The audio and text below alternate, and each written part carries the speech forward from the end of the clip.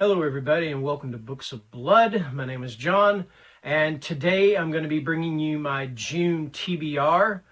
So for that, I've got one book on my Kindle. I've got two books from Silver Shamrock Publishing that I need to read for review, one of which I was actually supposed to have reviewed or read last month, and I didn't get to it.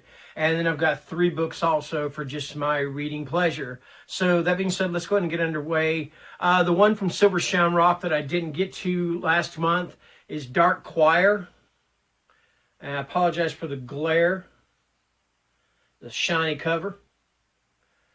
And this is by Paul Meluish, or Meluish. I'm not sure how to pronounce that. So like I said, Silver Shamrock sent this to me. They've been sending me books every so often for review, and I really appreciate that, guys. Thank you very much. So I'm going to read the synopsis, and there's part of it I can't read, so I'll try to do my best on the rest of it, okay? 6 victims, 6 perpetrators.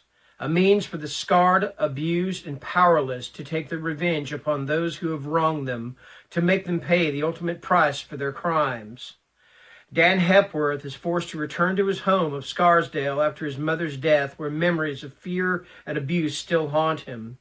His disabled sister, Lindsay, and her live-in nurse, Allison, still reside, and then that part I can't get to, so I'm going to go with a ghostly robed man walks the hills around the town at night, and an unearthly singing had been heard coming from the derelict asylum across the valley. Worse still, retired nurses and ex-patients from the asylum are being targeted at night by unknown assailants, enduring psychological and physical attacks on their person and property, with the word choir scrawled across the walls of their homes after each attack.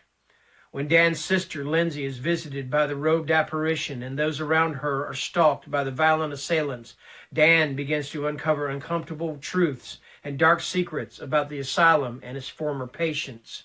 Dan starts a perilous journey into the past as he gets close, to finding out the identity of the nocturnal attackers, the abuse carried out on those too weak to defend themselves, and the reason why the ghostly singing can be heard from the asylum at night. Alone and isolated in the rundown former hospital, Dan will need to accept the mind-bending truth as he comes face to face with the Dark Choir. And that is Dark Choir. And the cover for this is done by Keelan Patrick Burke.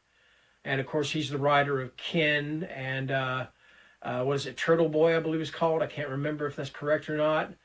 He's written a lot of awesome books, and but he does some really cool covers too. There's the back of it also. Can't really see the back, but the front's pretty cool. Okay, the next one up for review from Silver Shamrock is called A Stranger's Guide. And this is by Charlotte Platt.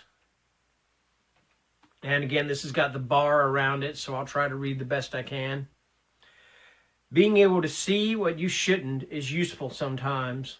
Carter Brooks is new to Glasgow and looking for his sister, Sarah, who went missing 3 weeks ago.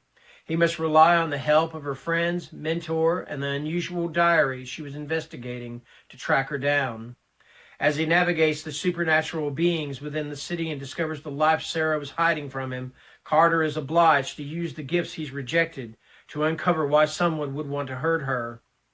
This drags him into the path of an old and hungry god who abducts Carter in his sleep to offer help at a steep price, with the promise of continued interference and the taunting reminder that Sarah's time is running out.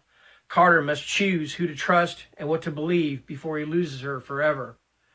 And that is A Stranger's Guide. And this seems like it might have a little bit of elements of cosmic horror. I'm not sure, but I can't wait to get into it.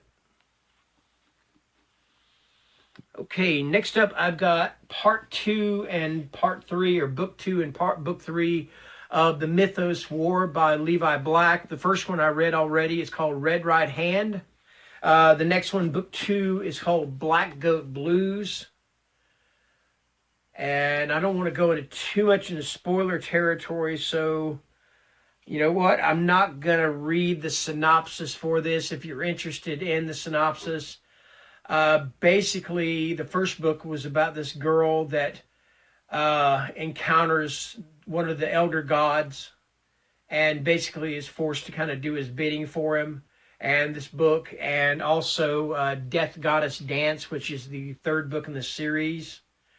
These are continuations of them. And I believe, yeah, Death Goddess Dance is the final book of the Mythos War.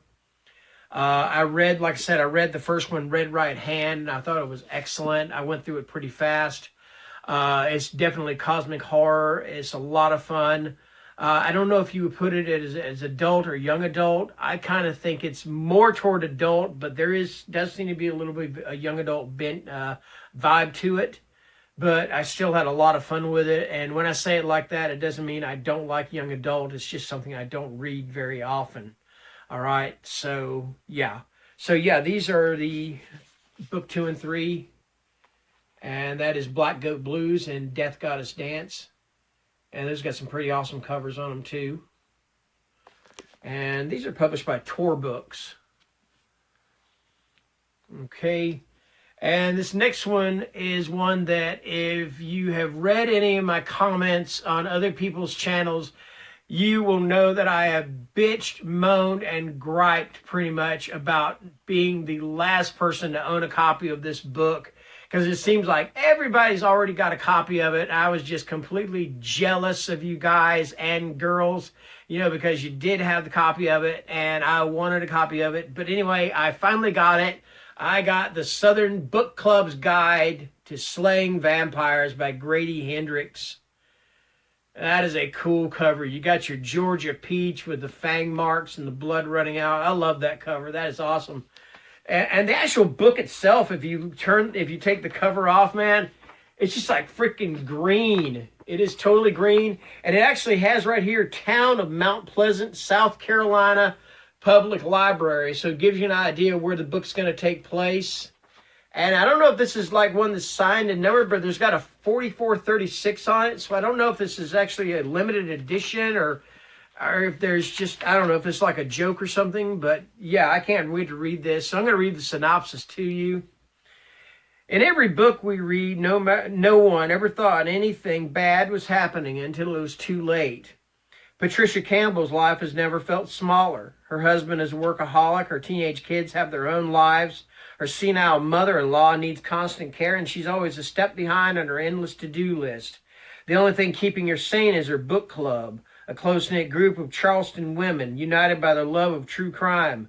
At these meetings, they're as likely to talk about the Manson family as they are to talk about their own families. One evening after book club, Patricia is viciously attacked by an elderly neighbor, bringing the neighbor's handsome nephew, James Harris, into her life. James is well-traveled and well-read, and he makes Patricia feel things she hasn't felt in years. But when children on the other side of town go missing, their deaths written off by local police, Patricia has reason to believe James Harris is more of a Bundy than a Brad Pitt. The real problem? James is a monster of a different kind, and Patricia has already invited him in.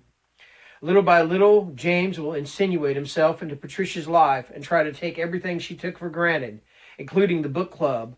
But she won't surrender without a fight in this blood-soaked tale of neighborly kindness gone wrong. Yep, that is the Southern Book Club's Guide to Slaying Vampires. And I cannot wait to start reading this one. All right. Okay, and next up, I have got on my Kindle, and the cover should pop up here in just a moment. But anyway, this is Bentley Little, The Revelation. Okay, and the reason I'm reading the Bentley Little is because if you remember, I did a few videos or so back, where I had you guys take a vote on, I believe, 5 authors that you would pick one that I would take this author and I would read all their books from the very beginning to their last book. And by one vote, Bentley Little won over Adam Neville. So, yep. Anyway, like I said, this is going to be The Revelation. So let's get the description on this. For the town of Randall, Arizona, the terror starts quietly, oddly. A senile woman in her 80s becomes pregnant. That's odd. Then the town's beloved minister mysteriously disappears, leaving his church and home hideously defiled by blasphemous obscenities scrawled in blood. Farmers going out to their fields in the morning find their herds of goats slaughtered. Then, as the terror intensifies, the farmers themselves are massacred. The town begins to smell of death, and the trust which has bound neighbors to one another turns to ashes. But the relentless tide of death is only an augury of a far more unspeakable cataclysm. A stranger arrives, an itinerant preacher with mad eyes and an elemental presence named Brother Elias. He seeks out 3 men, the sheriff, tough, no-nonsense Jim Weldon, the new minister, a gentle, God-fearing soul named Father Andrews, and Gordon Lewis, a young newlywed whose pregnant wife, Marina, is the unknowing center of the coming fury. Together, these people must face an implacable force of evil, as old as the world and as relentless as the desert sun. So yes, that is Revelation, or The Revelation, by Bentley Little. And that is, I believe, and if I'm correct in the way the dating is concerned, that is his first book. So yes. Anyway, that is going to do it for my June TBR. So like I've said before, stay safe, stay healthy, stay home, okay?